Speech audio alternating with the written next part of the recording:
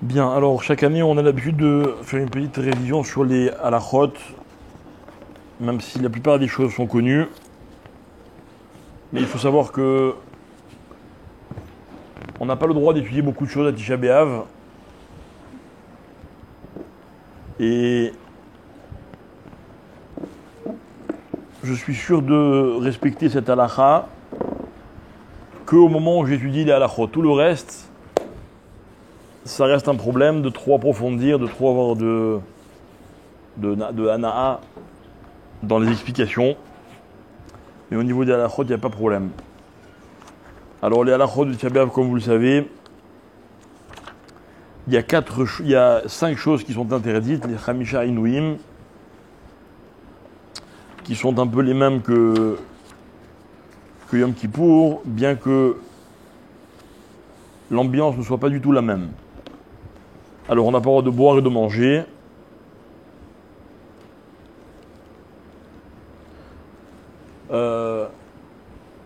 Il y a une différence entre Kippour et Tisha B'Av.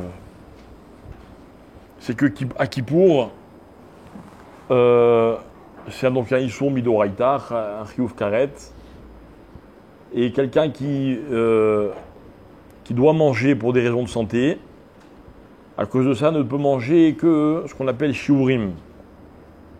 Alors que Tisha B'Av, une personne qui pour des raisons de santé aurait le droit de casser le jeûne, n'est pas sujette à des Shiurim comme à Kippour. Voilà, en espérant que ce soit le cas de personne et qu'on puisse tous faire le jeûne en bonne santé.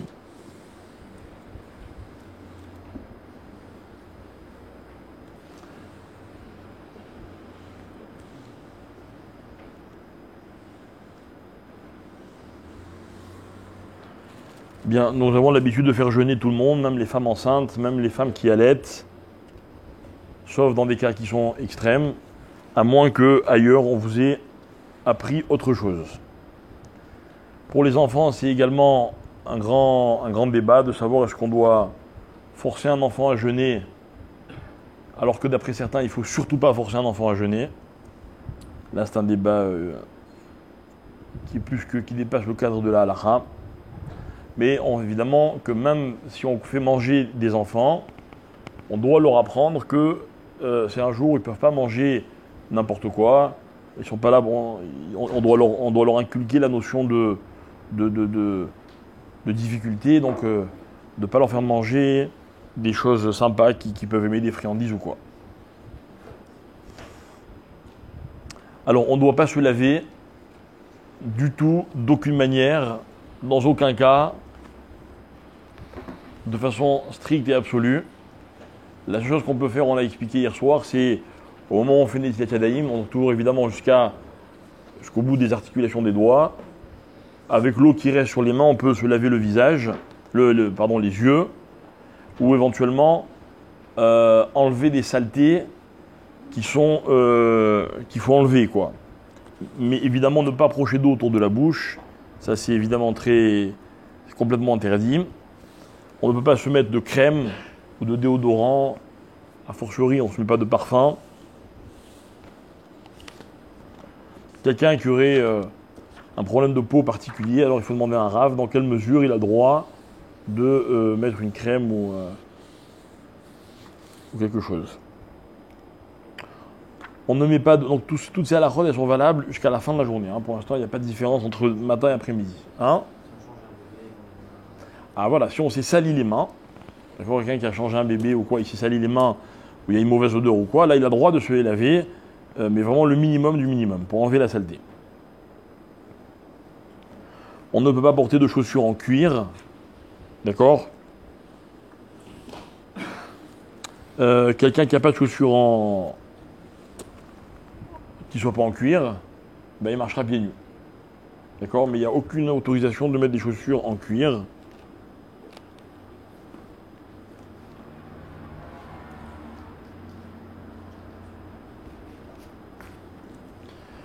Et il y a même...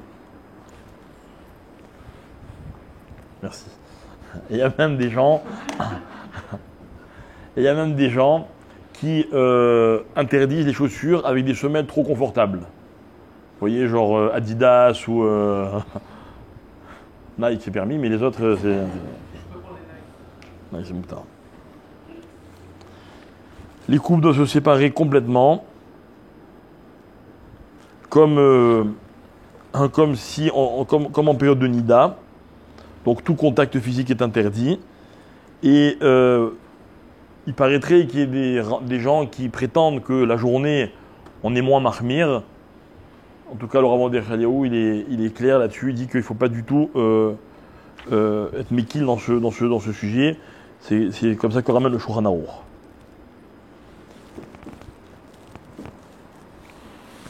Donc manger, boire, chaussures en cuir, se laver, tashmish amita. Ça, c'est les 5 Inouïm qui sont communs avec Kippour. Il y en a d'autres qu'on n'a pas droit à Tisha B'Av, comme par exemple le fait d'étudier la Torah. Ok? Pourquoi? Parce que la Torah, elle réjouit. C'est une simcha de pouvoir étudier la Torah.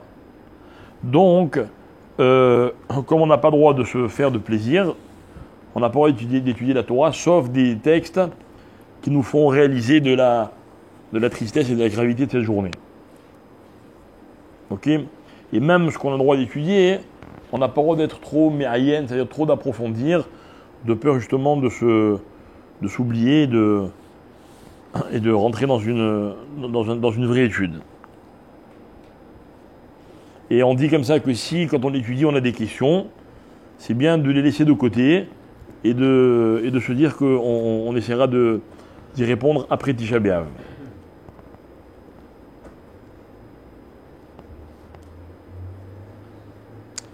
Alors, le Rav Khaliaou, il dit que même des Teilim, ou bien Shnei Mikra Vechatargum, ou bien Chok Israël, des choses qu'on dit tous les jours, ok, aujourd'hui, il vaut mieux pas les dire. Il dit le seul moment où on peut les dire, c'est après la Shkia. Donc ce soir, à partir de 9h41, je crois, ou 40, ok, là on peut les lire.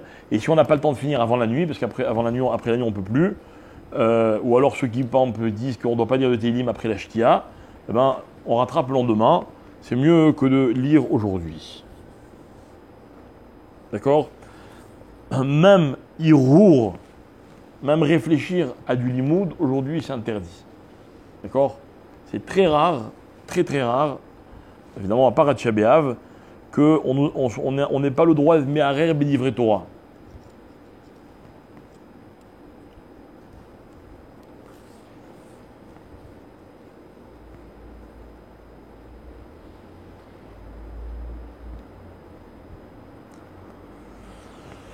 Par exemple, alors donc maintenant on va parler de se saluer, ou bien de discuter, ou bien de se détendre à Tisha B'Av. Alors la halakha, elle est claire là-dessus. C'est absolument interdit. D'accord? Donc se saluer, se dire bonjour, avoir des discussions qui sont futiles. Alors évidemment, il y a le problème où quelqu'un me dit bonjour, est-ce que je dois lui répondre ou pas? Ne pas répondre, ça peut provoquer des sentiments négatifs et on ne veut pas en arriver là. Alors quelqu'un qui me dit bonjour, je peux lui répondre avec un signe de tête ou alors avec un bonjour. Vous savez, le bonjour où vous montrez à la personne que vous n'avez pas envie de lui dire bonjour, quoi. Il y a des pros, moi j'en connais, il y a des pros pour ça, ok. Ils vous disent bonjour, mais vous avez bien compris qu'il y a une distance à respecter. Mais ça, c'est une mise à de le faire aujourd'hui comme ça. On ne doit pas, par exemple, envoyer un cadeau à son ami. C'est-à-dire quoi un cadeau à son ami? Ça veut dire que si, par exemple, j'ai, je sais pas moi, dans ma voiture, un paquet pour quelqu'un, ça fait longtemps qu'il traîne, je le rencontre ce jour-là, j'ai pas le droit de lui donner. D'accord? J'ai pas le droit de lui donner. Le seul cadeau qu'on a le droit de donner, c'est de la tzedaka à un pauvre. Ça, on a le droit.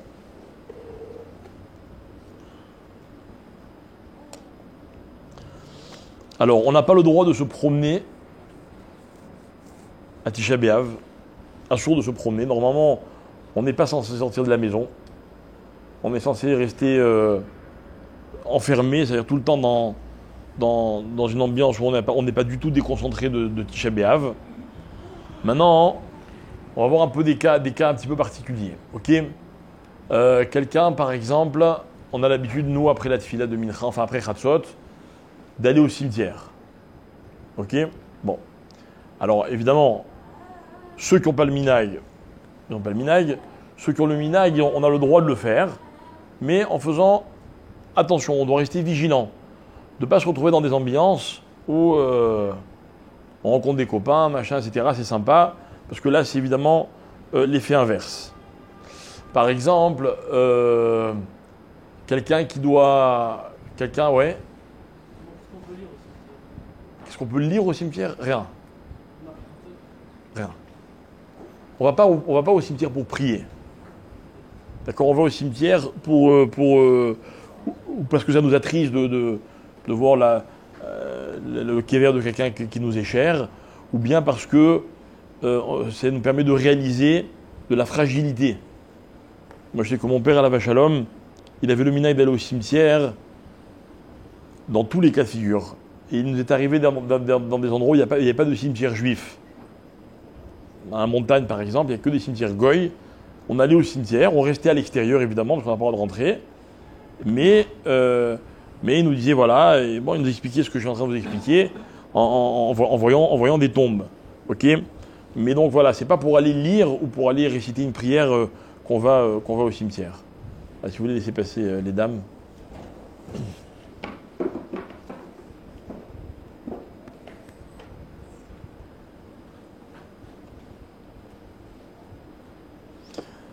Alors pareil, quelqu'un qui doit acheter, je sais pas moi, on doit acheter des choses pour Tisha B'Av ou pour le Motzei Tisha B'Av, d'accord? On veut préparer à manger pour la fin de Tisha B'Av. Et j'ai la possibilité, soit une petite macolette au coin de la rue, où je suis sûr de rencontrer quasiment personne, soit un canyon où je vais en même temps me dissiper, etc. Évidemment, c'est sûr que même si c'est un peu plus cher d'aller à la macolette ou pour d'autres raisons qui sont plus compliquées, ou même s'il faut rouler un peu plus en voiture, mais de ne pas tomber dans le risque d'être déconcentré de Tisha B'Av. A-t-on le droit de fumer à Tisha B'Av?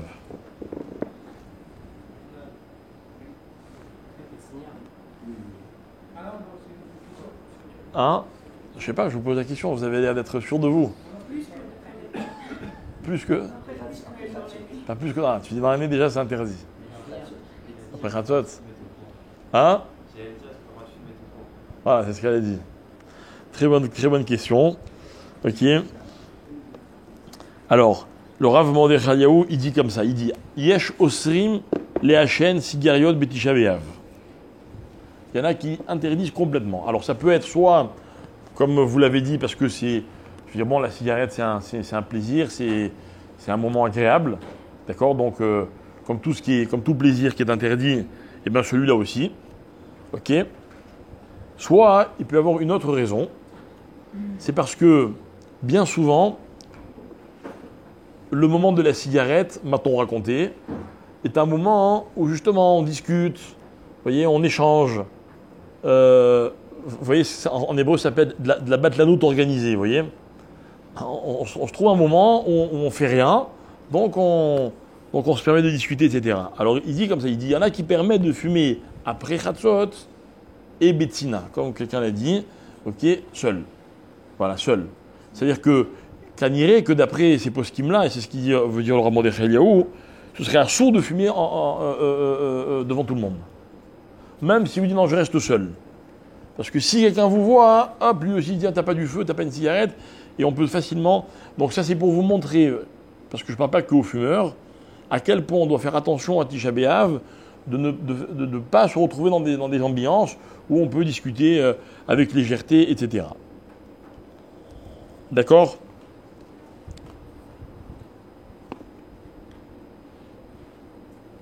Alors, a-t-on le droit de travailler le jour de Tisha B'Av? Alors, évidemment, il n'y a aucune interdiction de faire des melachot à Tisha B'Av. Ok? Le Issour Melacha de Tisha B'Av qu'on va expliquer n'a rien à voir avec le Issour Melacha d'un Shabbat. On a le droit d'allumer la lumière, d'utiliser l'électricité, etc. Il n'y a aucun problème. Qu'est-ce qui est assour à Tisha B'Av? Donc c'est encore une fois la même idée. C'est tout travail qui m'accapare un petit peu et qui me fait oublier l'ambiance de Tisha B'Av. Ça, c'est assourd. Là-dessus, il n'y a même pas de discussion possible. Ok ? Un travail qui est un travail facile, qui ne me sort pas véritablement de l'esprit, est-ce que j'ai le droit de le faire ou pas ? Alors là aussi, il y a une différence entre avant Chatzot et après Chatzot. Avant Chatzot, le Ravi dit Noagim, Lola Avod. On a l'habitude de ne pas travailler. Quelqu'un qui n'a absolument pas le choix et qui doit travailler, alors à ce moment-là, autant le faire après Chatzot. Après Chatzot, on peut être un peu plus méquille. D'accord ? Maintenant, un travail qui n'est pas vraiment nécessaire, mais si je travaille, je gagne plus d'argent. Bon, il faut savoir que celui qui travaille à Tisha B'Av, comme on le dit dans d'autres circonstances, il ne faut pas qu'il s'étonne s'il ne voit pas de bracha de ce travail. Mais par exemple, chose intéressante, puisque c'est toute la différence entre Shabbat et Tisha B'Av, je peux tout demander à un goy. Vous voyez ? C'est tout ce que je ne peux pas faire moi, je ne peux pas travailler, je peux demander à un goy de le faire. Ok ? Donc par exemple, ici c'est un exemple intéressant, il dit quelqu'un qui a des animaux, des vaches, et il faut les traire. C'est le genre de travail qu'on ne peut pas repousser. Alors là, qu'est-ce qu'on fait ? On le fait faire par un goy. On demande à un goy. Et si quelqu'un, il n'a pas de goy sous la main, alors dans ces cas-là, il peut le faire parce que c'est quelque chose qu'on ne peut absolument pas repousser. Ok ? Comment ? Ça c'est autre chose. Ça c'est encore autre chose. Davar à Aved. Là, le problème de la vache, c'est un exemple qui est spécifique. Pourquoi ? Parce que c'est pas une question de Davar à Aved. C'est pas qu'on perd de l'argent seulement. C'est que je peux pas repousser parce que la vache, je t'explique. Imagine que la vache, elle peut attendre. Entre traire la vache le matin à 9h ou traire la vache ce soir à 21h, tu ne paies rien. Mais la vache, elle, tu peux pas la laisser comme ça. Donc on te dit, va traire la vache. Ou en tout cas, essaie de faire par un goy. Davar Aved, c'est autre chose. Davar Aved, c'est si vraiment j'ai une perte qui est très conséquente et si je ne le fais pas pendant la journée de Tisha B'Av, Davar Aved, les Chavim, ils ont permis. Ok ? Encore une fois, ça ne veut pas dire qu'on voit la bracha de ça, mais c'est pas assourd. Pardon ?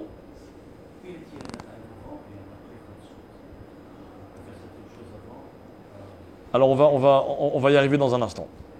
Bravo pour la question. Alors justement, après Chatzot, après j'explique. Ok.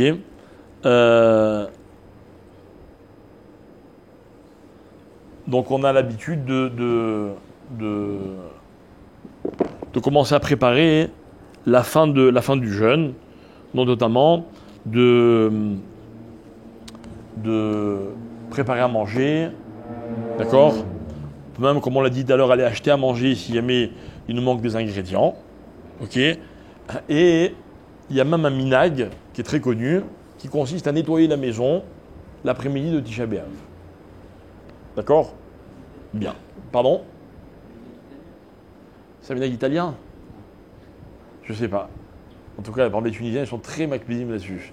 Pendant un an, ils ne nettoient pas la maison, ils attendent l'après-midi de Tisha B'Av. Ok, c'est très important. Il y a même Jean-Pierre qui m'a raconté au nom de sa maman qu'en Tunisie, les hommes allaient l'après-midi de Tisha B'Av acheter des cadeaux à leurs femmes, des bijoux à leurs femmes. Hein ? Voilà. Qui a pour le film. Voilà, on va y arriver. Bon, en tout cas, ce qui est sûr, c'est que nous, on n'a pas ce minag à Jérusalem, ok ? Mais si on habitait à Tunis, alors on va expliquer pourquoi justement cette différence entre le matin et l'après-midi, ok ? Il y a plusieurs choses. D'abord, de façon générale, c'est que à partir de Chatzot de Tisha B'Av, on rentre, selon la tradition, dans ce qu'on appelle la période de Nechama, de consolation. Alors, avant d'expliquer ça, je vais expliquer l'inverse. L'inverse, c'est quoi ? C'est qu'il faut savoir que, à l'époque donc, de la destruction du Beth Amikdash, comment ça s'est passé ? Les Goïm, raconte le Midrash, sont rentrés dans le Beth Amikdash le 7 Av. D'accord ? Le 7 Av, c'était dimanche. D'accord? Imaginez si c'était comme cette année. D'après la Gemara, c'était pas comme cette année, parce que d'après la Gemara, quel jour c'était de la semaine? Motsai Shabbat. Ok? Maintenant, 2 jours avant Tisha B'Av, ils sont rentrés dans le Beth Amikdash et ils l'ont profané. D'accord? Ils l'ont profané. La Gemara, le Midrash il dit, dans la Gemara elle dit dans Ta'anit, elle dit ils ont mangé, ils ont bu kilkelu basheviri ou bashmini be'av. Et toute la journée du 9 Av. D'accord? Et le 9 Av au soir, ça veut dire non, pardon, ouais, pardon, excusez-moi. La nuit de 9 Av, donc hier soir, pardon, ils ont profané le 7 et le 8. Arrivé au 9 le soir, ils ont commencé à allumer, à incendier le Beth Amikdash. Ok? En fait, l'incendie a commencé dans la nuit. Ok? Et il s'est déclenché, pardon, il s'est propagé. Non, je m'excuse. Ils ont profané le 7, le 8 et le 9 en début de journée. En fin de journée du 9 Av, donc comme cet après-midi, c'est là qu'ils ont commencé à brûler le Beth Amikdash. Et le Beth Amikdash, il a brûlé la nuit de ce soir, donc Motsai et Tisha B'Av, et la journée du 10. D'après certains, la moitié de la journée du 10, d'après d'autres, toute la journée du 10. D'accord? Donc, quand les Chachamim ont décidé de la date de la commémoration du Khorban, ils avaient un safek. Est-ce qu'il vaut mieux faire le 9, parce que c'est là que ça a commencé, ou est-ce qu'il vaut mieux faire ça le 10, parce que c'est le 10 que ça a le plus brûlé? Et il y avait toute une marloquette, et finalement, il a été décidé que le moment le plus grave, c'est le moment où les choses ont commencé. Donc, ils ont institué le Tisha B'Av, donc le 9 Av. Ok? Mais résultat, il y a beaucoup de minagim que l'on garde, de halachot que l'on garde, jusqu'à la fin du 10 Av. Notamment, ce soir, on n'aura pas le droit de manger de la viande et de boire du vin, d'après tout le monde. Ok? On n'aura pas le droit également de dire Shechianu. Pour le reste, il y a des marloquettes. D'accord? Certains ne se lavent pas, ne se rasent pas, ne vont pas chez le coiffeur jusqu'à demain, Chatzot ou le soir. D'accord? Donc certains jusqu'au soir, d'autres jusqu'à Chatzot. D'autres, ces choses-là, ils les permettent ce soir. D'accord? La musique, pareil. Il y en a qui écoutent ce soir, il y en a qui écoutent que à partir de demain. Donc après, c'est un petit peu chacun selon son minag. D'accord?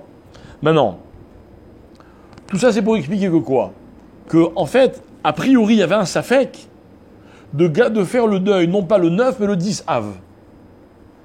Pourquoi? Parce que le 9, à partir de l'après-midi, c'est là que le Beth Amikdash a été détruit. Or, nous, ce que l'on pleure, c'est la destruction du Beth Amikdash. C'est pas le fait qu'ils soient rentrés et qu'ils ont mangé et qu'ils ont bu dans le Beth Amikdash.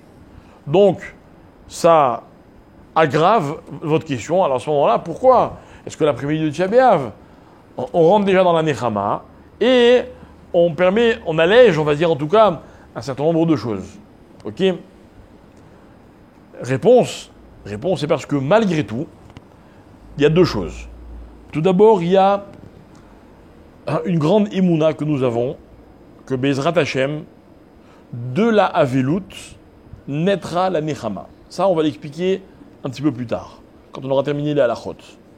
Donc ça veut dire que du jour même de Tisha B'Av, on commencera à voir la Nechama de la consolation du Khorban. Ça veut dire comme ça que on ne peut pas la voir à un autre moment comme on peut la voir le jour de Tisha B'Av. Donc quelqu'un, Chas Shalom, qui se manque à Tisha B'Av et qui oublie d'être triste, il perd et la Avelut de Tisha B'Av et la Nechama de Tisha B'Av. Donc en quelque sorte, c'est comme si je vous disais, voilà, mettez-vous à fond dans le deuil jusqu'à Chatzot pour que, à partir de Chatzot, vous puissiez qu'entrevoir déjà les promesses de la Nechama. Ah, pendant le début de la journée, vous n'avez pas été makpid dans les halachot. alors vous ne verrez pas la Nechama qu'on voit poindre à partir de Chatzot. Deuxièmement, c'est parce qu'il y a marqué dans beaucoup de textes, et notamment dans les Nevi'im, que Tisha B'Av est appelé Moed. Pourquoi il est appelé Moed? Parce que d'après certaines traditions, c'est à Tisha B'Av que c'est le moment le plus propice de l'année pour que le Mashiach vienne. Mais pas le matin de Tisha B'Av, l'après-midi de Tisha B'Av. Donc, les Chachamim ont été kovim les halachot, que à partir de l'après-midi de Tisha B'Av, on est déjà dans cette perspective de la venue du Mashiach et de la Nechama. D'accord?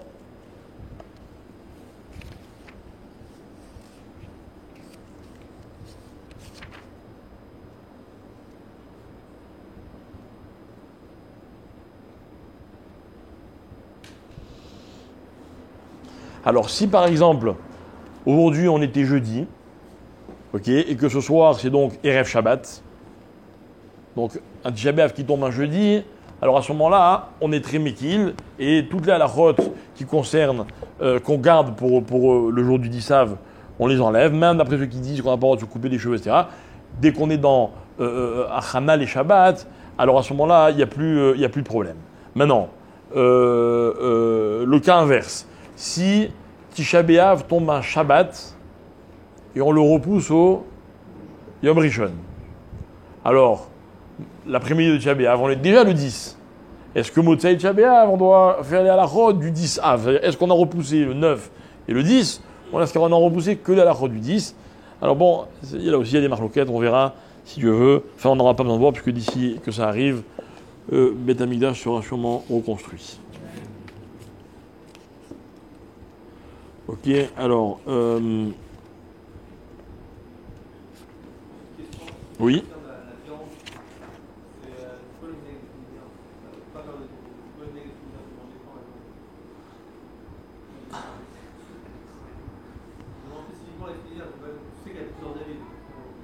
D'accord. Alors, c'est sûr que c'est pas avant demain après-midi, demain avant, après Chatzot. Maintenant, est-ce que Chatzot, on peut ou pas? J'ai pas trouvé. J'ai pas trouvé. J'ai cherché dans des Sfarim, j'ai pas trouvé. Moi, j'attendrai le soir. Ouais. Je sais pas si j'ai raison, mais en tout cas... Comment? Au moins, moi, je n'ai pas de problème, quoi. Voilà. Mais est-ce que c'est Ménage, je sais pas. Si au contraire, si tu connais une source, ça m'intéresse.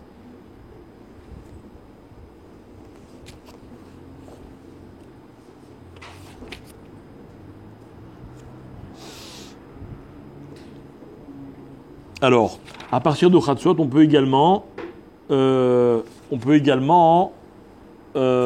s'asseoir sur une chaise normale. À partir de Chatzot. D'accord? Ou genre un tabouret ou quoi, vous voyez? À partir de Chatzot. Ok?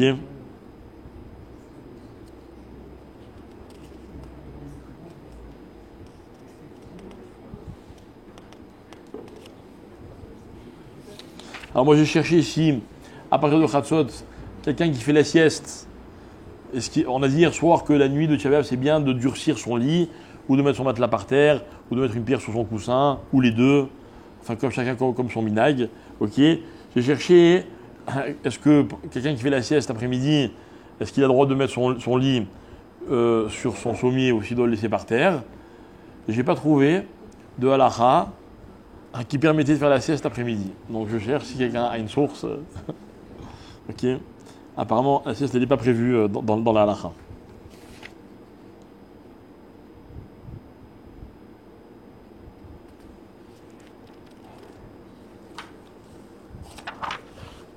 Alors, il ramène le Hadas qu'en Tunisie, je ne sais pas s'il y en a qui ne sont pas tunisiens ici, mais sinon ça me paraît intéressant. En Tunisie, donc on avait l'habitude de...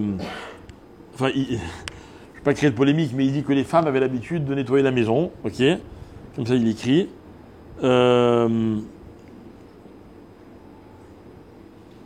Et il dit, qui c'est qui a dit d'ailleurs que c'est un minag italien? Il a raison. Ouais. Il dit que le Chida, il dit que c'est un minag qu'on voyait déjà en Italie. Laisse tomber, il est mort.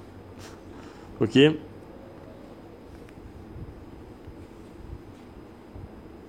Alors maintenant, Stam, il faut savoir une chose, c'est que le Chida, il dit qu'il y avait deux avis. Il y avait des rabbinim qui disaient, bon, en nimchot be'adam, ok, laissons-les faire. Genre, c'est pas top, mais on ne doit pas interdire. Et il y avait des rabbinim qui disaient, non, au contraire, chiskou yedem. Il leur disait, non, c'est bien, il faut avoir la émouna dans votre cœur que la Géoula va arriver, il ne faut pas être mitiège, il ne faut pas désespérer, donc nettoyez la maison, montrez que vous êtes confiant. Ok?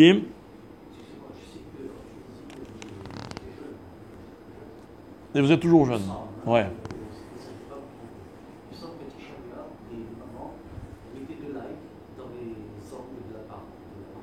Ouais. Pour éviter que le mauvais œil, je crois que c'est par rapport au mauvais œil, je ne suis pas très sûr, il y avait un truc comme ça, vous demandez à votre maman. Bon, ma mère, malheureusement, elle n'est pas tunisienne.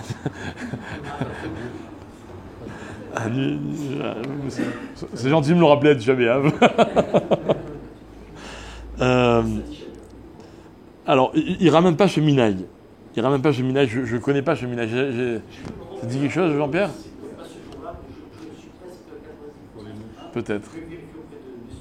D'accord. Vous nous direz alors. D'accord. Hein?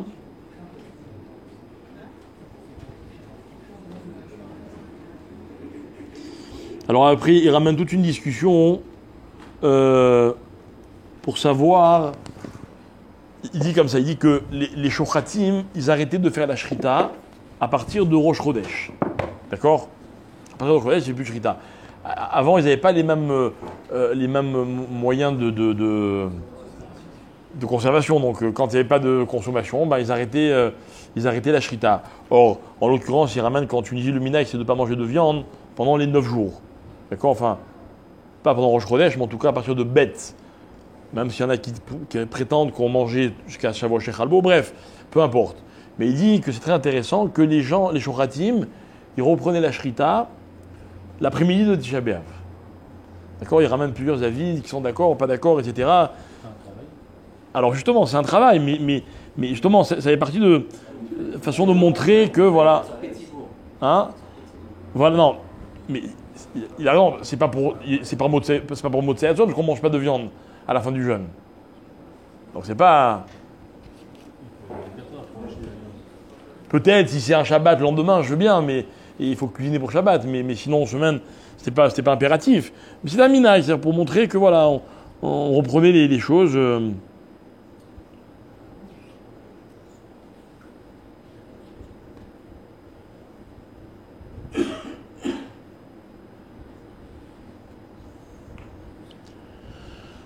Alors il dit pourquoi Bichlal, on faisait pas de shrita pendant les 9 jours. Si quelqu'un il veut stocker. Du coup, le minhag c'était de ne pas faire de shrita pendant les 9 jours.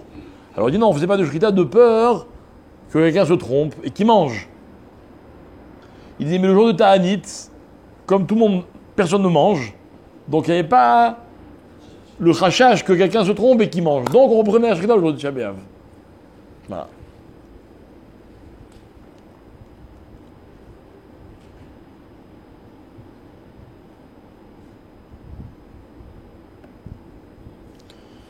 Bien.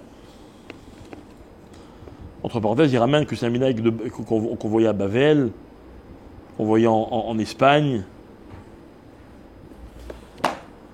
Bref, maintenant ce que je voudrais également qu'on revoie rapidement, puisque c'est aussi les halakhot qu'on voit tous les ans,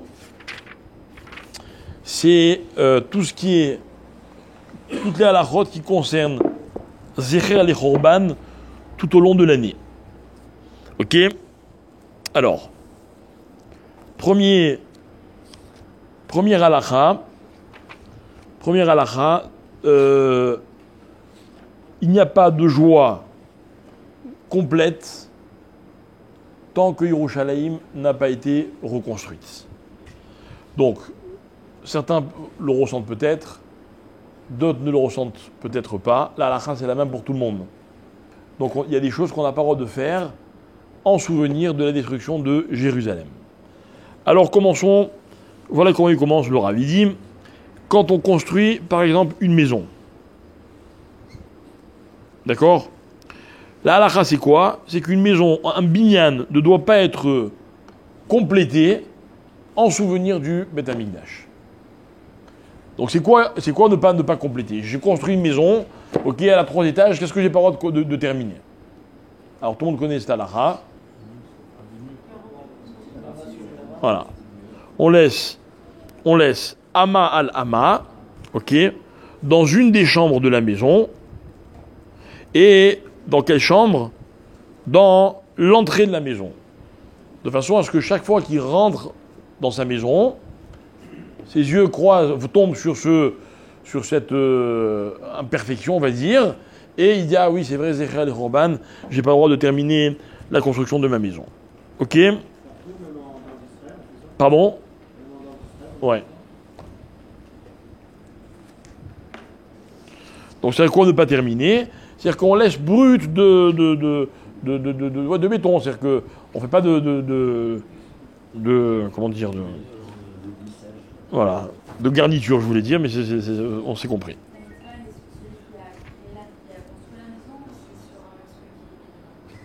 La mise est sur le propriétaire de la maison, qu'il est construite ou pas construite. D'accord? Celui qui est locataire, il n'a pas besoin, et il se rappelle du Beth Amikdash tous les jours. Hein? Pardon? Il le fait. Il enlève la garniture sur une surface de Ama à Lama. D'accord? Mais vous achetez cette maison, ben, en face de l'entrée, vous devez gratter le mur et laisser cet emplacement. D'accord? Tout de suite, le plus vite possible. Ok?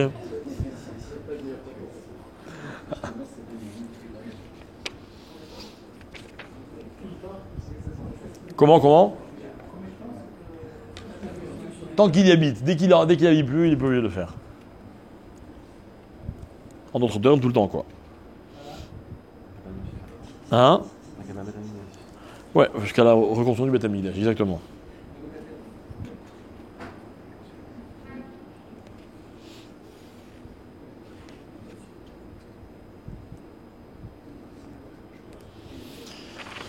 D'après certains, si je loue une maison qui appartient à un juif, je dois le faire.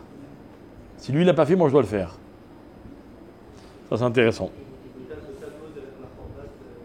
Non. Le tableau d'Archaman, l'avantage, c'est que tu peux le mettre là où tu veux.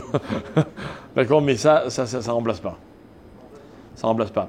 Moi, j'avais vu que dans une maison, vous avez fait un truc qui était assez joli, c'est qu'ils avaient mis une plaque en verre sur laquelle il y a marqué Zechariah et Roban, voilà. Mais il y en a qui disent qu'on n'a pas droit. Il y en a qui disent non, il ne faut pas faire joli, au contraire, c'est fait pour être moche. Non, mais la plaque, elle nous gêne. Si tu grattes le mur et tu mets ta plaque dessus. Ici. Pourquoi tu mets la plaque de verre? Pourquoi tu mets un cadre? Pour faire beau. Hein, donc, comment? Voilà. Non, mais il y a deux choses. C'est ce qu'il m'a demandé. Il m'a dit, est-ce que si je mets un cadre derrière la roba? Je dis oui, pour mettre 50 dans la maison. C'est pas ça. La halakha, c'est que la maison, elle ne soit pas terminée. Vous rentrez et dites, ah, c'est pas fini. Alors, si vous n'avez pas terminé, vous mettez un rideau dessus. On n'a rien gagné. Donc, de quelque façon que ce soit, quand on rend la chose jolie, ça reste un problème. Hein? Tu sais quoi? Embellis les autres mitzvot. D'accord? Et après, on verra pour celle-là. Comment? J'ai pas compris. Ouais, dans les 612. Donc, dans les synagogues et les bâtiments midrashot, on ne doit pas le faire. Ok? Dans une souka, Baït Keva, normalement, non? Hein? Normalement, la souka, c'est censé être comme une maison fixe. Eh ouais. Il y a marqué que tout ce qu'on a de beau dans la maison, on doit le mettre dans la souka. Ah, on le fait peut-être pas, mais normalement, c'est ce qu'on devrait faire. Bon, ça, on le fait pas parce que c'est un réflexe de mitzvah, donc on n'est pas obligé de le faire. D'accord? Maintenant, concernant un repas. Alors, brièvement, la halakha. Et donc, à l'origine, il y a un Zohar qui nous enseigne cette chose-là. C'est que tant que le Beth Amikdash n'est pas reconstruit, on ne peut pas se faire un plaisir complet. Vous voyez? Impossible. Alors c'est quoi plaisir? Alors il y a des règles, par exemple un repas. Un repas c'est un plaisir, c'est un moment, le repas vous comprenez c'est une atmosphère. Peu importe ce que vous mangez. Donc il y a 2 règles concernant le repas qui sont Zecher les Choban. La première, c'est qu'on ne doit jamais mettre à table tous les aliments du repas. Et quand imaginez quelqu'un, il ne veut pas se lever, il amène tout. Tout. Les entrées, le poisson, la viande, les desserts. On est en semaine, d'accord? Il amène tout à table et il dit comme ça, je peux pas me relever et il mange. C'est assourd. D'accord? Il doit absolument faire en sorte que la table ne soit pas complète. Ok? Très bien. Première halakha. Deuxième halakha, on n'a pas le droit de manger en musique. D'accord? On n'a pas le droit de manger en musique. Même dans un mariage. Seudat mitzvah, c'est plus, on va dire, c'est plus. Les halakhot, elles changent un petit peu. D'accord? Alors, c'est quoi l'agdara de musique? Alors, il y a fait. Dans musique, il y a plusieurs choses. Premièrement, ce que la halakha, elle veut dire, c'est un repas en musique du début jusqu'à la fin du repas. Donc déjà ça qui est assourd. Si j'entends de la musique à un moment du repas, déjà je ne suis pas en infraction par rapport à cette halakha-là. D'accord? Deuxièmement, c'est quoi de la musique? Alors il y a 3 possibilités. Ou bien de la musique, c'est, comme tu dis, des clés negina, donc un orchestre. Il y a le piano, la guitare, le machin, tous les instruments, ils sont là. Alors évidemment, c'est un vrai plaisir. Deuxième possibilité, c'est une musique où il y a tous les instruments, mais par exemple, enregistrés. Il n'y a pas devant moi les instruments, il n'y a pas l'orchestre, mais je profite quand même de la musique. Troisièmement, c'est une musique qui est amoindrie, avec un seul instrument, pas plus qu'un instrument. D'accord? Alors, il y a toutes les chitotes. Donc moi, ce que je vous recommande dans tous les cas, évidemment en semaine, chez nous à la maison, de faire attention de ne pas manger en musique. Imaginez quelqu'un, il aime la musique, pendant le repas, il éteint sa musique, quelques instants, même si ce n'est pas tout le repas. Pardon? Non, c'est pas de la musique, ça c'est un Zecher les Choban. Vous allez voir, on va en parler tout à l'heure. D'accord? C'est un problème. C'est un problème. Alors justement, on a dit, dans les semaines, il y a 2 possibilités. Ou bien c'est Seudat mitzvah, et là le din est différent. Ou bien alors on fait des interruptions à certains moments.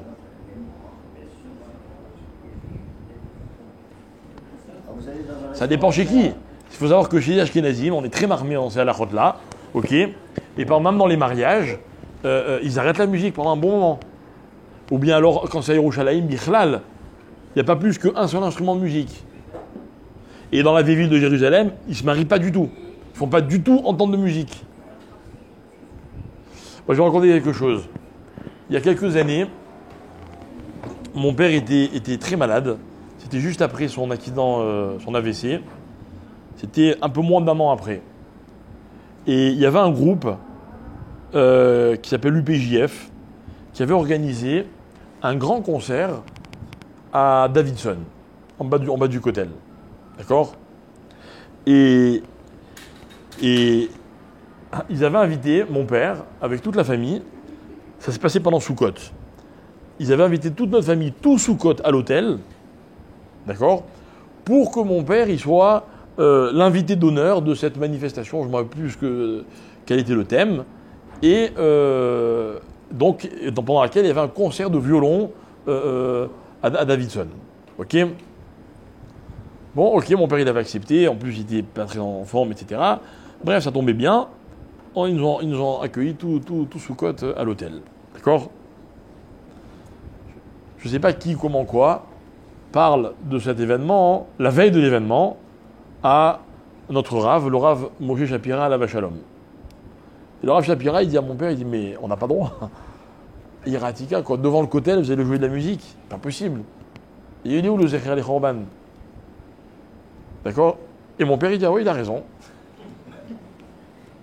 Donc on se concerte en famille, on lui dit, mais enfin, va, tu peux pas faire ça. Les pauvres, ils t'ont fait venir, machin. Il dit, non, mais il n'y a pas, je peux pas, c'est assourd. Si c'est assourd, c'est assourd. Et jamais j'oublierai, la vérité, ils ont été super. Il a réuni les responsables de machin, il leur a dit, écoutez, je suis désolé, c'est assourd. Et ils ont dit, d'accord, si... Alors, genre, ils étaient embêtés. Il leur a dit, écoutez, il y en a qui permettent, donc vous avez organisé, faites, mais moi, comprenez que moi, je peux pas venir. Et ils avaient respecté. Et vraiment, il y a Merlis Routam, quoi. Mais bon, c'était horrible comme situation. C'était horrible comme situation. Mais Zecher les Khorban, on ne fait pas semblant. Vous comprenez? Ou on fait Zecher les Khorban, ou on ne fait pas Zecher les Khorban. Quand on fait une ouverture dans la maison, il ne faut pas chercher à la mettre dans un coin, à la cacher ou à dire comme ça. Non, Zecher les Khorban. Pareil, la musique à table. Ok? Alors c'est ce qu'on a dit. C'est bien d'arrêter à un moment. C'est bien d'arrêter à un moment. Voilà. Par exemple. D'accord?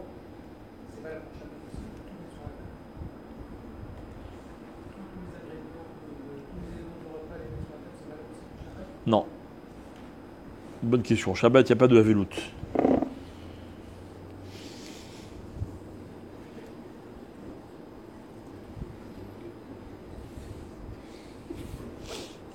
Alors, autre halakha par exemple, une femme, d'abord, Zecher les Khorban, un homme, dans notre tradition, ne met pas de bijoux. D'accord? Un homme qui respecte la halakha ne doit pas mettre de bijoux, ni bague, ni rien. D'accord? Aucun bijou. La montre, c'est une marloquette. Par exemple, si vous allez chez Rav Chaim Kanievski et que vous voulez lui demander une bracha, je vous donne un bon conseil, allez-y sans montre. D'accord? Sinon, c'est pas sûr que la bracha, vous la receviez. Et il dit, Zecher les Khorban, un homme, il met pas de bijoux. D'accord? Maintenant, une femme, elle a le droit de...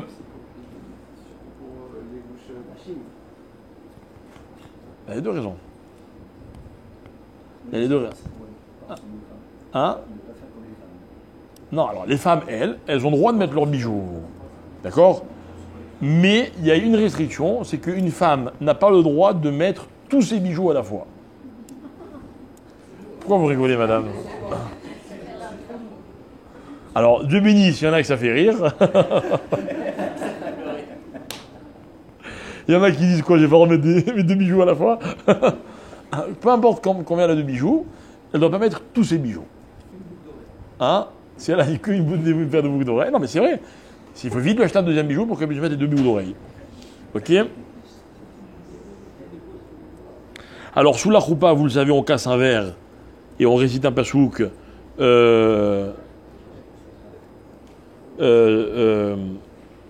Zecher les Khorban.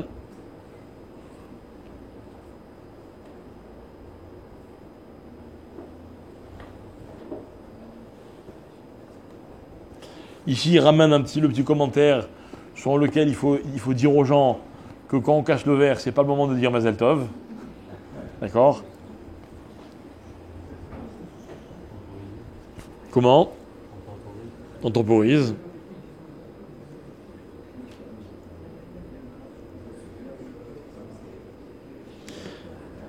Ensuite, il ramène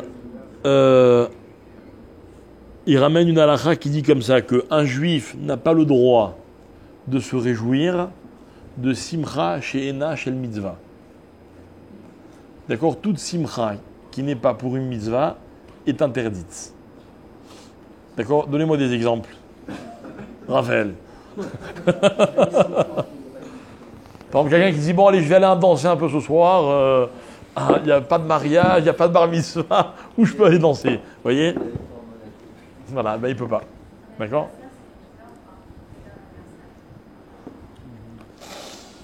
C'est gentil comme mitzvah. Hein. Est-ce que c'est une mitzvah d'anniversaire? Je crois pas. Bon, mais c'est pas une simcha un anniversaire. Ça dépend. Alors ça dépend. On peut pas faire n'importe comment. Si c'est Voilà, il y a ce qu'il allait dire. Non, si c'est quelqu'un qui va organiser une fête avec orchestre, machin, etc. pour un anniversaire, alors à ce moment-là, il faut qu'il s'arrange pour que ce soit en même temps une mitzvah. Par exemple, quelqu'un qui finit un traité de Gemara, il a le droit de faire une séouda de mitzvah et de simcha pour cette mitzvah-là.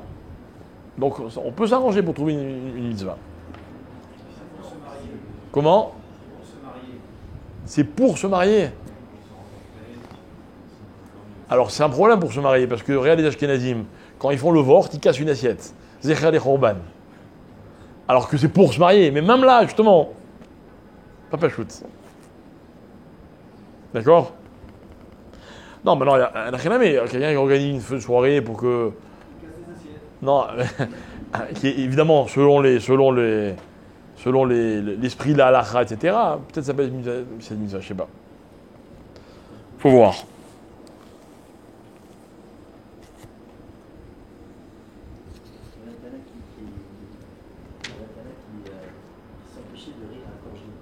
Alors ça, c'est marqué dans la halakha. La Gemara dit Léolam alimale Adam et piv. Comment c'est marqué? Alimale Adam. On ne doit pas remplir littéralement sa bouche de rire. Comment? Je n'entends pas. Non, c'est pas ça la raison, du tout. Non, voilà, comme dit Yerushalem, exactement. Asur le Adam li shemalis chok pi baolam hazeh, ve'afilu besimcha shel mitzvah. D'accord? Quand on voit des goïms se réjouir, donnez-moi des exemples, on doit être triste. D'accord? Normalement, on doit s'attrister. Et mon frère nous racontait cette semaine que une fois, il a ramené Rav Shapira, hein, il était à la montagne, et il allait vers l'aéroport de Genève. Et il y a un moment sur l'autoroute où l'autoroute, comme ça, il y a comme une espèce de pont, et on voit toute la ville de Genève, le lac derrière, et le fameux jet d'eau là du lac. Et vraiment, la vue, elle est vraiment magnifique. Hein. Et il paraît que Rav Shapira, il était presque en larmes. Il a dit, ah là, quelle tristesse, quelle tristesse. Alors mon frère, il a dit, mais pourquoi, quelle tristesse? Il a dit, regardez, la beauté de Yerushalayim, elle a été éparpillée dans le monde entier. Et c'est les autres pays qui en profitent maintenant, d'accord, jusqu'à ce que le Beth Amikdash soit reconstruit. Donc quand on voit des beaux endroits, on doit penser à la beauté qui a été volée de Yerushalayim. Et je vous avais raconté un jour dans un cours que, une autre fois, on était aussi à la montagne, et on était dans un hôtel, et juste à côté de cet hôtel, il y avait un funiculaire qui montait, c'était à Tignes, qui montait à 3000 ou à 3500 mètres d'altitude. Et de là-haut, il y a une vue, mais vraiment, une vue qui se calme à la montagne, c'est une vue unique. On voit toutes les Alpes, on voit le Mont Blanc, on voit, vraiment, c'est fabuleux. Et un jour, c'était la semaine de Tisha B'Av, et Rav Gross, un grand ami Chacham de Bnei Brak, devait nous donner un chiour, et on l'attend, il vient pas. Maintenant, Rav Gross, il arrive à la montagne, il rentre dans l'hôtel, ok, il reste dans l'hôtel pendant tout le séjour, il ne met pas le nez dehors, il n'y a rien qui l'intéresse. D'accord, il n'est pas du tout dans cet état d'esprit. Et là, on attend, on lui dit non, il est monté sur le funiculaire, au sommet, avec le funiculaire. On se dit, arrêtez, quel rapport, Rav Gross, la semaine de Tisha B'Av, qui va se promener, voir un sommet, quoi. C'était surréaliste. Bon, on attend, au bout d'un moment, le Rav, il revient, il va pour commencer son jour, et puis il s'excuse d'abord d'être en retard, comme tout Rav qui se respecte. Ça y est, il était en retard, quoi. Ok. Et il explique, et il dit, voilà, je suis monté avec le Rachbal pour aller voir le sommet, pour mieux réaliser du deuil de Yerushalayim. Et il a cité cette idée-là. Il a dit, comme la beauté, avant, quand il y avait Beth Amikdash, la beauté du monde, elle était à Yerushalayim, et qu'au moment du Chorban, de la manière que les Juifs ils ont été éparpillés, la beauté de Yerushalayim a été éparpillée, alors je suis allé voir un bel endroit, j'ai demandé le plus bel endroit qu'il y avait dans la région, pour m'attrister et m'endeuiller de cette beauté dont on est privé tant que le Beth Amikdash n'est pas reconstruit. Ok.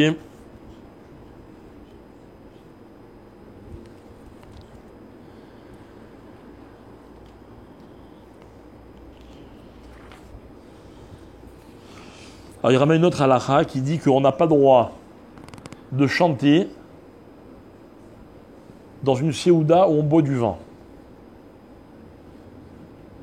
On n'a pas le droit de chanter dans une séouda dans laquelle on boit du vin. Sauf si ce qu'on chante, c'est des psukim ou des livrets Torah. D'accord? Hein? Les gars, ils font ce qu'ils veulent, mon frère. Quoi? Voilà. Donc ça, on n'en parle même pas. Mais donc, on est dans une séouda, on veut chanter une chanson, on veut chanter des chansons.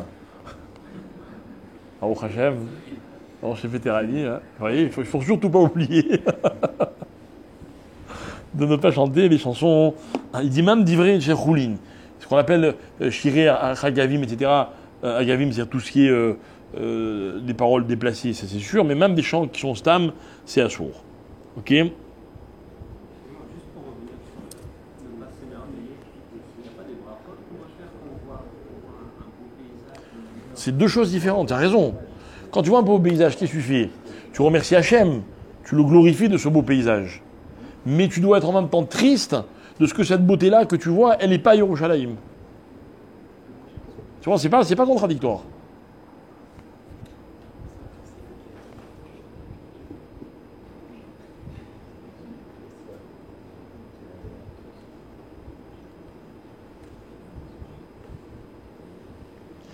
Bien.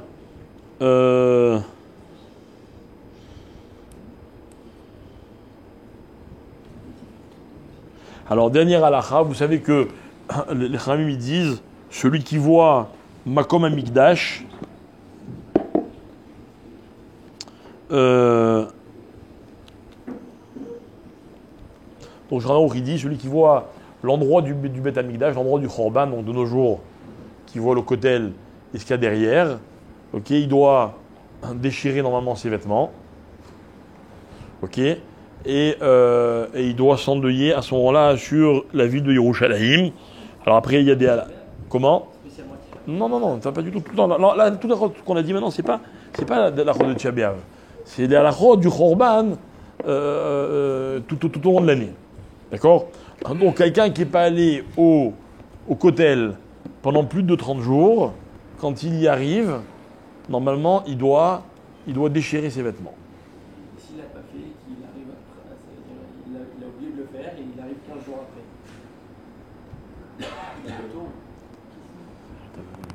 Oui, il est cassé.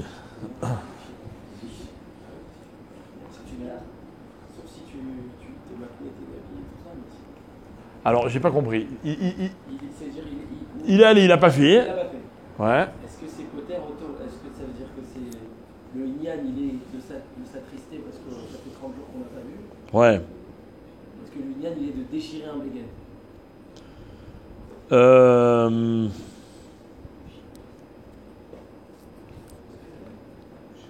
Normalement, oui. D'après ce qu'il dit, oui.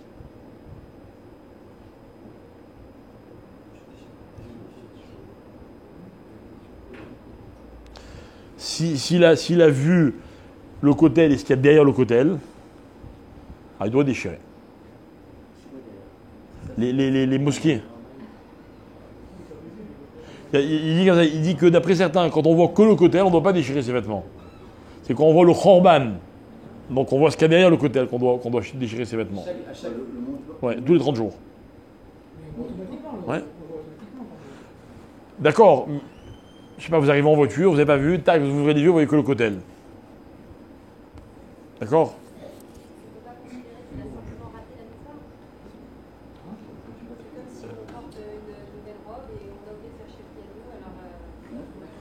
Non, parce que chez Yanou, c'est particulier. C'est une bracha que tu fais que sur quelque chose qui est neuf. Maintenant, l'habit n'est plus neuf. Non. Là, normalement, on aurait dû la faire à chaque fois. Seulement, on a dit tous les 30 jours. Voilà. Celui qui n'a pas fait la dernière fois, il fait Voilà, c'est pas une mise vert.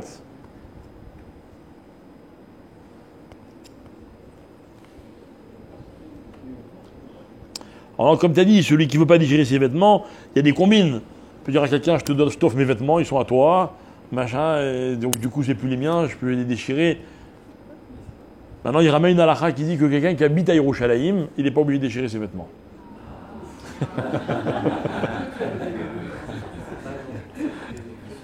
Hein? Alors voilà, il y a de la place à Jérusalem, ok.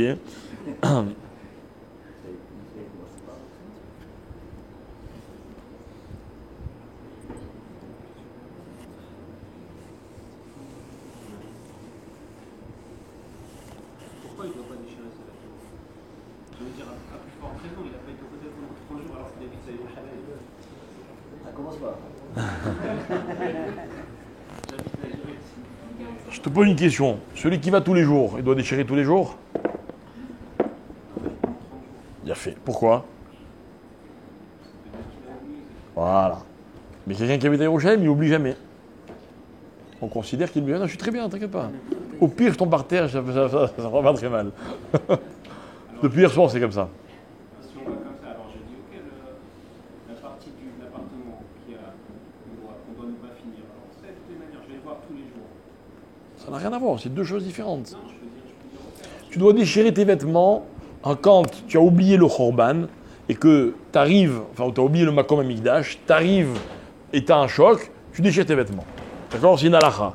Quelqu'un qui n'oublie pas, il habite en face, ou il habite dans toute la ville de Yerushalayim, on dit lui, il n'oublie jamais, parce qu'il est dans Yerushalayim tout le temps. Il n'oublie jamais, donc il ne doit pas faire crier à chaque fois. Quelqu'un qui habite à Honolulu, mais il vient tous les 15 jours, il ne doit pas déchirer ses vêtements. D'accord? Maintenant, quel rapport avec la maison? La maison te dit, quand tu construis une maison, tu n'as pas le droit de la terminer. Point. C'est quoi ne pas terminer une maison? C'est laisser ama à lama dans un coin visible quand tu rentres dans la maison. pour ne pas oublier aussi. C'est pas pour ne pas oublier, c'est pour que ta maison ne soit pas finie. Ça n'a rien à voir avec oublier ou pas oublier. C'est pour ça que tout à l'heure, c'est toi qui m'as demandé si je mets un tableau Imesh Kacher ou Shalaim. Quelqu'un m'a demandé. Ça n'a rien à voir. Tu peux mettre 50 tableaux Imesh Kacher. C'est pas une question d'oublier ou pas oublier. C'est que ta maison, elle ne doit pas être terminée. Point. Hein? Même si j'habite dedans. Même si j'ai cette maison, j'y vais une fois tous les 5 ans. Ma maison ne doit pas être terminée.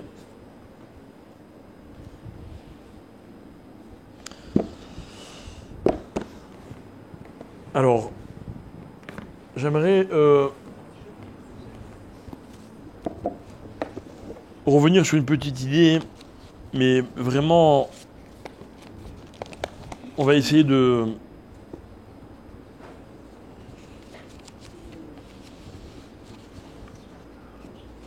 On va faire un effort pour pas trop se approfondir.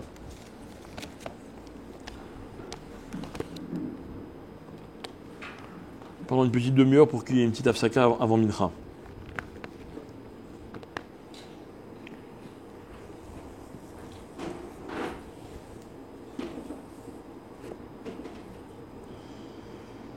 La Gemara dans Ta'anit, elle dit comme ça.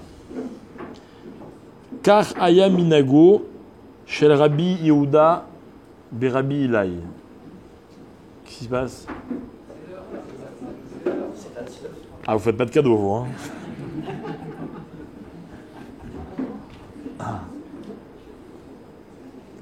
Alors, toutes les personnes âgées ou malades ont le droit de s'asseoir sur des chaises.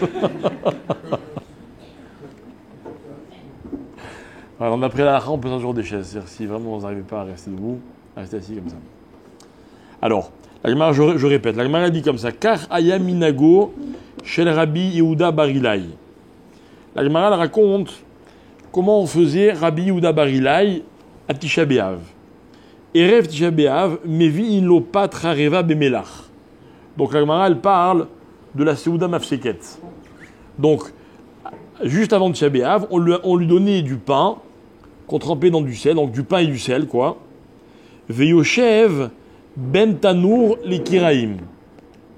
Et il s'asseyait pour manger ce pain entre tanour et kiraim. C'est quoi tanour? Et c'est quoi kiraim? Hein? Quoi? Les deux c'est des fours, Khazak. Ok? Les deux c'est des fours. Rachid explique, c'est quoi cet endroit ben tanour les kiraim? Makom menouval chez Babait. L'endroit le plus voilà, c'est le plus péjoratif, si vous voulez, le plus de la maison. D'accord? Il n'y a pas d'endroit plus menouval dans une maison. La Gemara continue, elle dit Veochel, Vechoté Aléa Kiton Shel Maïm, donc il mangeait ce pain et il buvait que de l'eau pour l'accompagner. Écoutez bien la Gemara, regardez ce qu'elle dit, c'est là que ça devient intéressant, enfin important. Vedomé, Kemi, Shemeto, Mutal, Lefanav. Et en fait, il faisait comme si il avait Meto, Mutal, Lefanav. C'est quoi Meto, Mutal, Lefanav? C'est son mort est posé devant lui. Hein? Alors on va voir. On va voir. Il n'y a pas marqué dans la Gemara Onen. Il y a marqué Meto, Mutal, Lefanav. C'est deux choses différentes. Le Onen, c'est un état qui a un statut particulier dans l'Halacha. Il n'est pas trop de plein de choses parce qu'il doit s'occuper de son mort, parce que il est taroud, il est préoccupé par l'enterrement de son mort. D'accord? Meto, Mutal, Lefanav, c'est autre chose.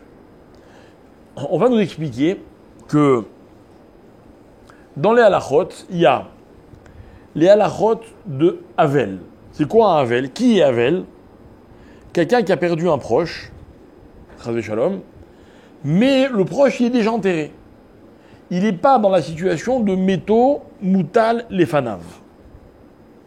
Plus que le Havel, il y a le Mi chez Meto, Mutal, Lefanav. Il y a des incidences au niveau halacha. Écoutez bien. D'après la halacha, est-ce qu'un Havel a le droit de manger de la viande? Oui. Il a le droit de manger de la viande. Maintenant, il y a un minhag qui est répandu dans la plupart des Kehilot du monde que le Havel ne mange pas de viande, mais ce n'est pas une halacha. D'accord? Est-ce que Mishemeto Mutal Lefanav a le droit de manger de la viande? Il n'a pas le droit de manger de la viande. D'accord? Moi, personnellement, quand j'ai perdu mon père, j'ai fait exactement le contraire. On m'a amené de la viande, j'ai mangé, alors que on était encore en France, et pendant les 7 jours, on avait mis de ne pas manger, j'ai pas mangé. Mais je me suis trompé. Ok, j'étais mes boulebal. Maintenant, ça veut dire quoi? C'est-à-dire qu'en fait, celui qui est Mishemeto Mutal Lefanav, la phrase, elle veut rien dire, mais prenez-la au second degré, il est encore plus en deuil que celui qui a enterré son mort. D'accord? La Gemara raconte que Rabbi Yehuda Bar Ilai, comment il se comportait à Tisha B'Av, Kemi Shemeto Mutal Lefanav. Rabbi Yehuda Bar Ilai, il dit, je ne suis pas Havel, je suis plus que Havel, je suis Meto Mutal Lefanav. D'accord? Hein?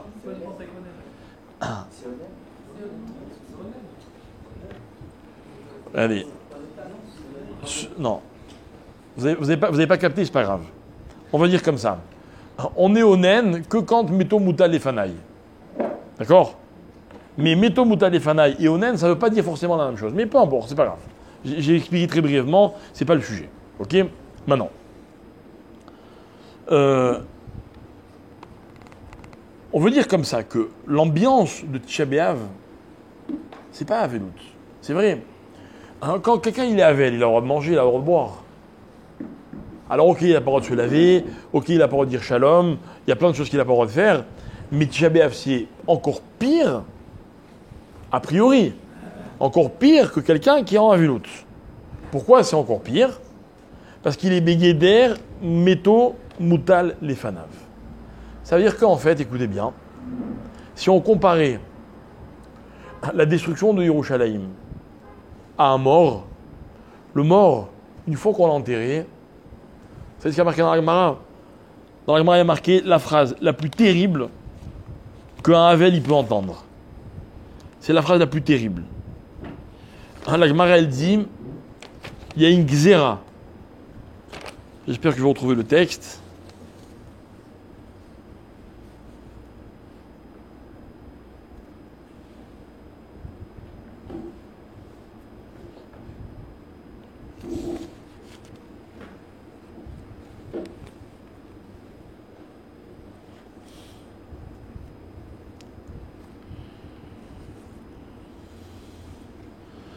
Je trouve pas. Bon, c'est pas grave.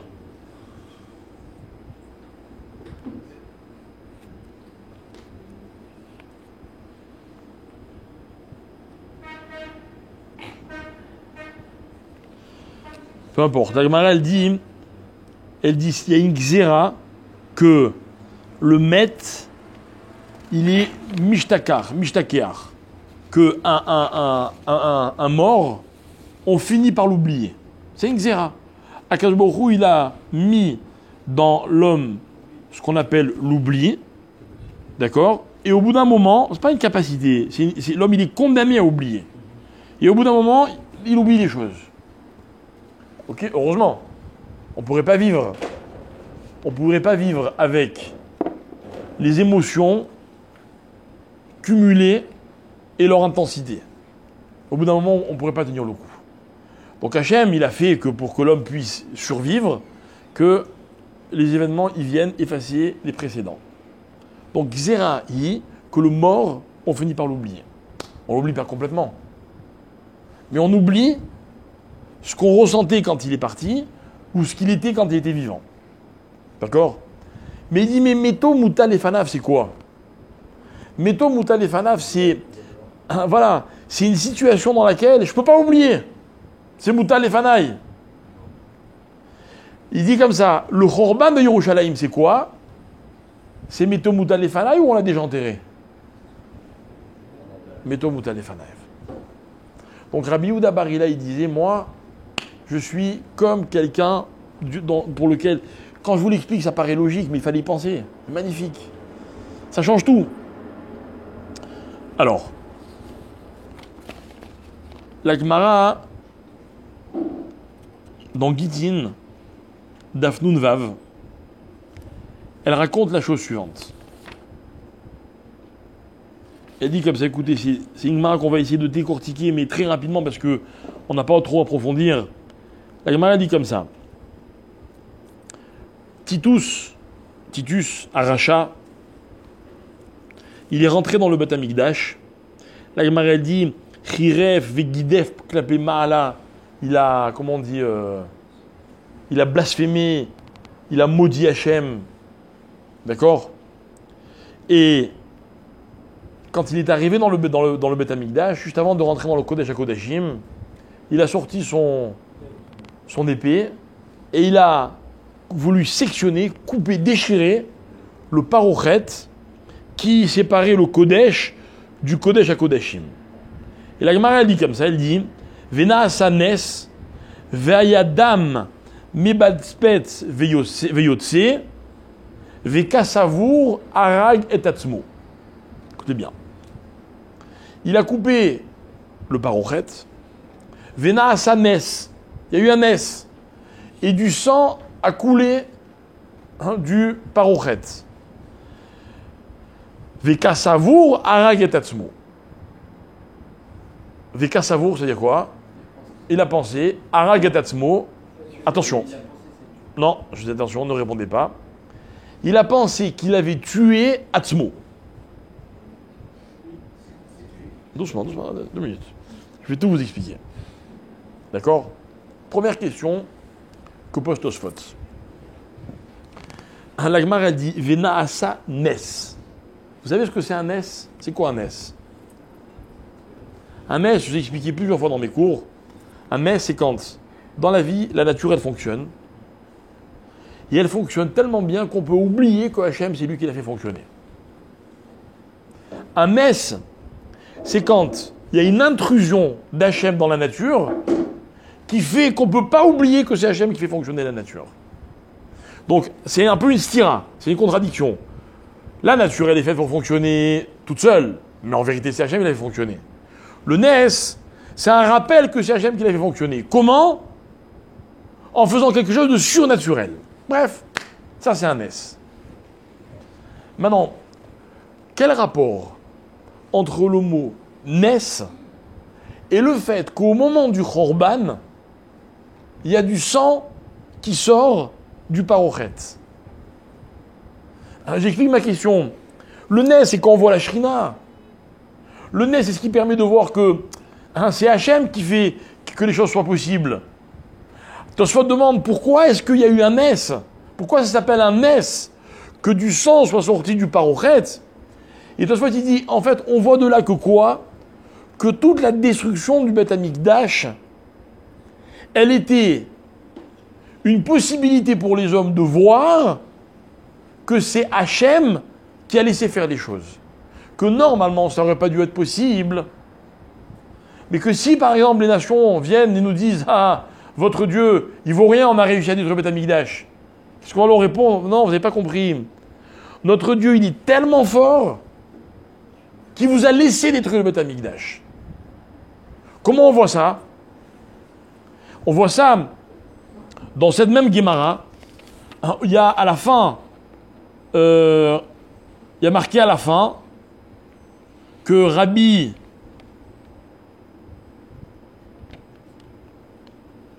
j'ai pas bien préparé parce que j'ai pas le droit d'étudier. Hein.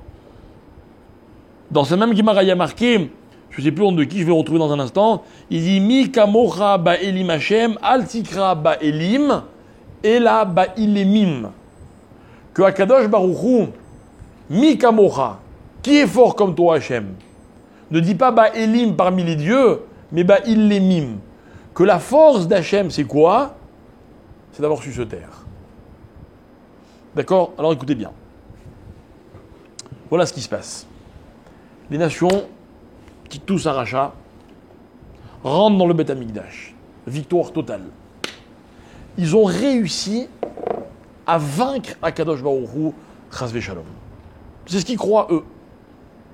Titus, il arrive, il est au sommet de sa gloire. Il déchire le parochet, et là, il y a du sang qui sort du parochet.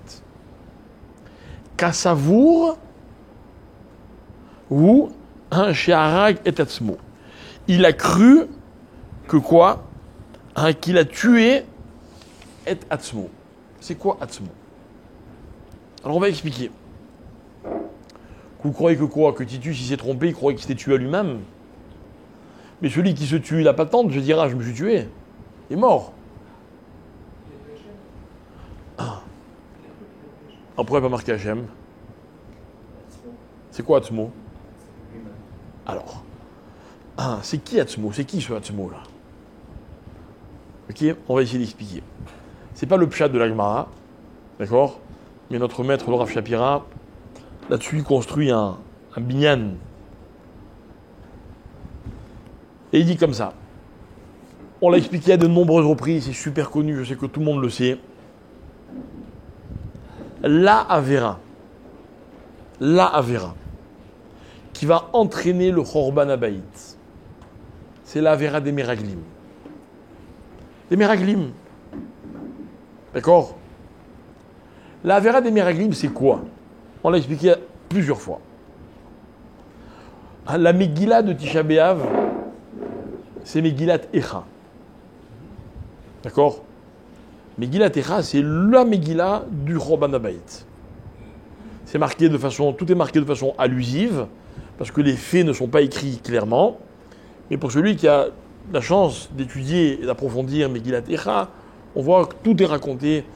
Le désastre, il est raconté de façon incroyable. Le premier Pérec, il est Messoudar les filles Aleph Bet. D'accord? Le deuxième, le troisième et le quatrième Pérec, ils sont Messoudarim les filles Aleph Bet, mais il y a une inversion entre le P et le Aïn. Le P est avant le Aïn. Le cinquième Pérec, il n'est pas les filles Aleph Bet, mais il y a dedans 22 psukim, comme les 22 lettres. Ce qui veut dire qu'en fait, tout le livre de Echa, le livre qui raconte le Chorban, la Megillah du Chorban, il est Messoudar les filles Aleph Bet. Mais attention, Perek, Bet, Gimel et Dalet présentent l'anomalie qu'on a expliquée. Le P, il est avant le Aïn. Pourquoi le P, il est avant le Aïn? Et Khamim, il explique. C'est un remez. Comprenez? Tout est allusif dans Echa. Là aussi, il y a un remez, une allusion, que la destruction du Beth Amikdash, elle est la conséquence de la faute des Meraglim, et que la faute des Meraglim, c'est que, la Gemara elle dit, ils ont dit avec leur bouche ce que l'œil n'avait pas vu. D'accord? Ils ont dit avec leur bouche ce que l'œil n'avait pas vu. Alors, on peut passer des heures à expliquer qu'est-ce qu'ils ont vu, qu'est-ce qu'ils ont dit. On ne va pas rentrer là-dedans. On va juste constater des choses, parce qu'on n'a pas le droit d'être ma'amik. On va juste constater une chose, c'est que la faute des Meraglim, elle a entraîné que tout le Dor Hamidbar, ce qu'on appelle les Dor Mekablé à Torah, et le Dor Yotzei Mitzrayim, donc ceux qui ont connu la sortie d'Égypte, qui ont reçu la Torah, ne vont pas rentrer en Israël. Ça va pas être le Dor de Ba'eret Israël. À cause de quoi? À cause de la faute des Meraglim. Donc, la faute des Meraglim, c'est-à-dire le fait qu'ils ont dit ce que les yeux n'avaient pas vu, va les priver de Eretz Israël. Ce qui va causer que les Juifs seront chassés d'Eretz Israël, c'est quoi? Megillat Echa, c'est la faute se trouve dans le Seder du Aleph Bet. Dans le Seder du Aleph Bet, il y a une anomalie dans Echa, c'est que le P passe avant le Aïn. Parce que la bouche raconte ce que l'œil n'a pas vu. J'espère que vous m'avez suivi. Si vous m'avez bien compris, voilà ce qui ressort de ce qu'on a dit, c'est que la base des choses, c'est Aleph Bet. La faute, par définition, c'est l'inversion. Ce qu'on a expliqué dans un de nos cours qu'on a donné récemment, lorsque Hachem a créé le monde, il a utilisé la parole, n'est-ce pas? C'est quoi la parole? La parole, dans le langage des Haramim, c'est un tirouf. C'est prendre les lettres, en faire des mots, prendre les mots, en faire des phrases, ça s'appelle une parole. Maintenant, quand la parole, elle est le résultat d'un tirouf nachon, elle est dans l'ordre qui convient, hein. La parole, elle est créatrice, elle est le monde entier. Elle est Briata Olam. Quand la parole, elle ne correspond pas au bon tirouf, elle est quoi? Elle est quoi? Hein? Évidemment qu'elle est Khorban, ça vous le saviez. Elle empêche Israël d'être sur Eretz Israël. Elle prive le monde du Bet Amikdash. Bet Amikdash, Yerushalayim, Eretz Israël. Ça veut dire comme ça que le bon tirouf, il est tous les éléments réunis. Le mauvais tirouf, il est ce que vous avez appelé Khorban à juste titre. C'est quoi un Khorban? Vous avez déjà cassé quelque chose? Vous avez déjà cassé un verre? Hein? Vous savez, quand vous cassez le verre, il n'y a rien qui a disparu, hein? Tout est là. Vous prenez un verre de 10 litres. Vous mettez de l'eau, de l'huile, vous voyez, bien. Vous le cassez par terre. Dans toute la pièce, là, il y a tout. Il y a toute l'eau, il y a toute l'huile, il y a tous les morceaux de verre, il y a tout. Mais c'est Khorban. C'est pas le bon tirouf. Le bon tirouf, c'est quand tous ces éléments ils étaient réunis, le verre, il était compact, l'eau, elle était compacte, l'huile était compacte, ou ce que vous voulez, peu importe ce qu'il y avait dedans. Dans un seul endroit, c'est Mitsouraf. Il n'y a plus de tirouf, il y a Khorban. Ça veut dire quoi concrètement pour nous, Khorban? Dans l'histoire, les bénis Israël qui n'ont pas le droit de rentrer en Eretz Israël. Beaucoup plus tard, les Juifs, ils sont en Eretz Israël, mais ils sont chassés d'Eretz Israël. Ça s'appelle Khorban. Pourquoi? Pour une raison très simple. C'est que il y a marqué dans le Pasuk Vayehi ha'adam le nefesh chaya. Lorsque Hachem a créé l'homme, il a pris la terre, l'eau, il a formé l'homme, et qu'est-ce qu'il a fait d'autre? Vaïpar be'apav, il a soufflé dans l'homme. Alors, vayi adam le nefesh chaya. C'est quoi nefesh chaya? C'est quoi l'explication de nefesh chaya? Ruach memalela. C'est quoi Ruach memalela? C'est la parole. Onkelos, qui est la plus ancienne et la plus juste de toutes les traductions de la Torah. Il n'y a pas eu de traduction plus juste que Onkelos. Onkelos traduit Ruach memalela, il traduit parole. Quand est-ce qu'un homme s'appelle Nefesh Chaya? Quand il est capable de parler. D'accord? C'est quoi parler? C'est quoi parler? Vous savez parler? Parler, c'est un tirouf. Parler, c'est prendre les lettres, les mettre dans le bon sens. Dans le bon sens, ce que vous dites a un sens. Dans le mauvais sens, ce que vous dites n'a pas de sens. Pire, ça peut avoir un anti-sens. D'accord? Je pose une question. Cette semaine, la semaine dernière, j'ai donné un exemple idiot. Je dis à quelqu'un, t'es intelligent. Ou si je dis à quelqu'un, t'es intelligent, ça n'a rien à voir. Vous voyez? Si le tirouf, il change tout. Ou si je dis à quelqu'un, t'es intelligent. Ou si je lui dis, es-tu intelligent? J'ai juste changé le tu et le et. Vous voyez? J'ai tué. D'accord? Elle est bonne quand même, non? Selon un télos, un tinoc, c'est pas une pêche. Ah, Zakobarour, très bonne question. Très bonne question. Vous savez pourquoi un tinoc ne parle pas? Est-ce que vous savez pourquoi un tinoc ne parle pas? Un bébé ne parle pas. Hein? Bon, vous savez pas, c'est pas grave. Vous savez pas. N'oubliez pas la question, on va y revenir dans un instant. D'accord? Mes chers amis, il y a un pasouk qui dit la chose suivante dans la Torah. Il y a un pasouk qui dit Midvar Sheker Tirchak. Traduisez-moi ce pasouk. Midevar, une parole sheker, mensongère, tirchak, éloigne-toi. Question.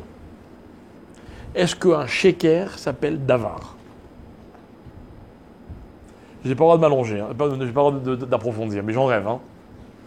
Est-ce qu'on peut dire qu'un sheker s'appelle dibour? Si la Torah elle me dit midvar sheker, ça veut dire que quoi?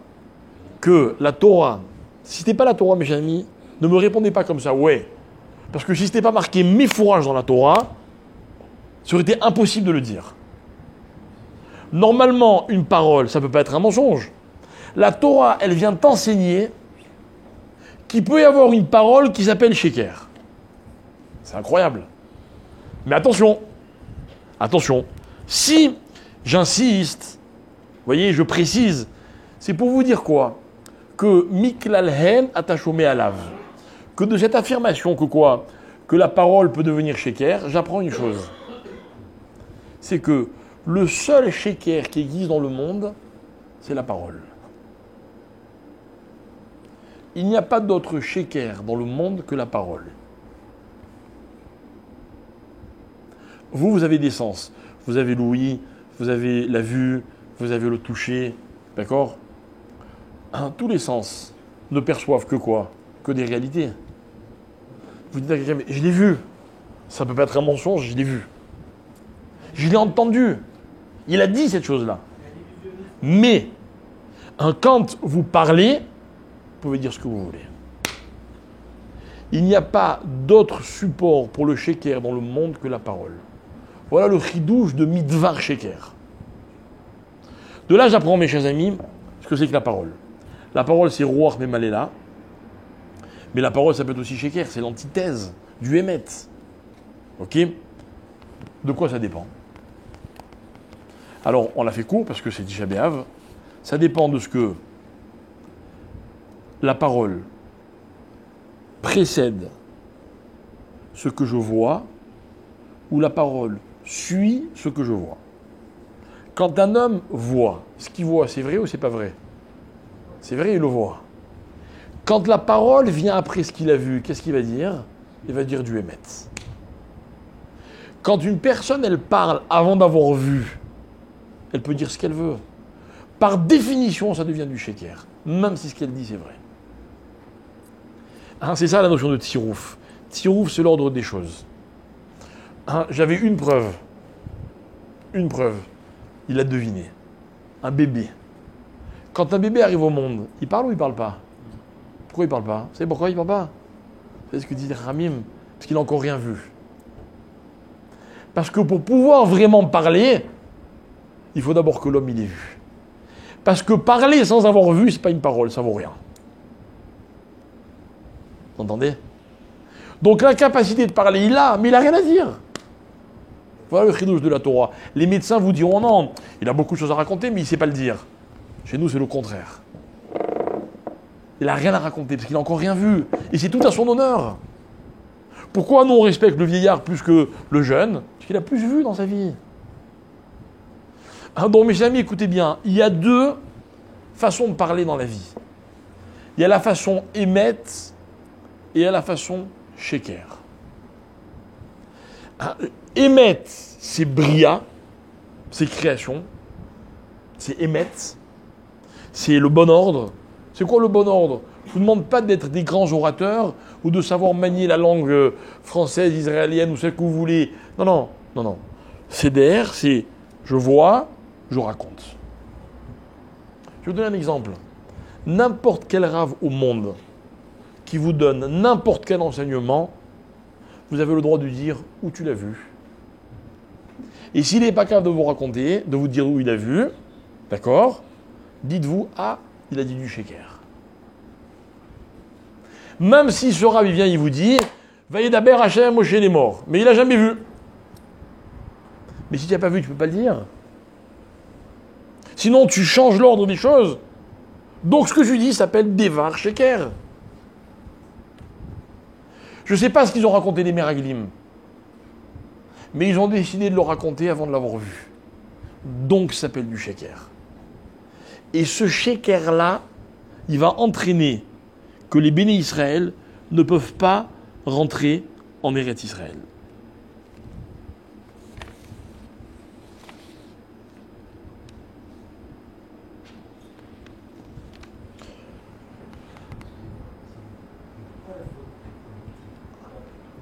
J'ai pas compris. Très bonne question. Encore une fois, très bonne question. Alors posez-vous une question et vous allez comprendre comment le monde fonctionne aujourd'hui. Comment il fonctionne aujourd'hui, comment il fonctionnait il y a un siècle, il y a un millénaire et à l'époque des Meraglim. C'est très simple. Vous savez ce que les gens racontent? Ils racontent quoi les gens? Non. Ce serait bien s'ils racontaient ce qu'ils ont entendu. Les gens racontent ce que les autres veulent entendre. D'accord? Mais quand on raconte ce que les autres veulent entendre, on est obligé de raconter autre chose que ce qu'on a vu. Parce que la vérité, elle n'intéresse personne. Parce que si vous, demain, vous lancez un journal dans lequel vous ne racontez que des choses vraies, il n'y a aucune allégation, aucune supposition, aucune exagération. Vous respectez l'ordre des choses à la perfection. Personne ne vous le lira, votre journal. Il n'intéressera personne. Alors écoutez-moi bien. Je vais aborder ma conclusion. Je pourrais continuer parce que c'est infini. Je pourrais vous dire par exemple que ce que je viens d'expliquer, c'est la définition de Sefer. On arrive à Rosh Hashanah bientôt. De Sefer Shel Rechaim et Sefer Shel Tzadikim. C'est quoi un Sefer? Un Sefer, c'est un support dans lequel on met les lettres et les mots et les phrases. Et dans la vie, on écrit chacun un livre. Et à Rosh Hashanah, on va voir si mon livre, c'est un livre de Tzadikim. C'est quoi un livre de Tzadikim? Je sais que je ne suis pas Tzadik, d'avance je le sais. Mais si j'ai une chance, c'est que dans mon livre, il est marqué les choses dans l'ordre, dans le véritable ordre. Que ce que j'écris, ce que je vis, n'est que le résultat de ce que j'ai d'abord vu. Mais j'ai pas envie d'aller plus loin parce que ça devient trop kiffant. Ok? Maintenant, écoutez-moi bien. Et je vais donc aborder ma conclusion. On va dire comme ça. Ah oui. Celle-là, je ne sais pas si j'ai le droit. Mais je n'arrive pas à résister. Ok? Il y a marqué dans la Gemara de Baba Batra, page Dalet.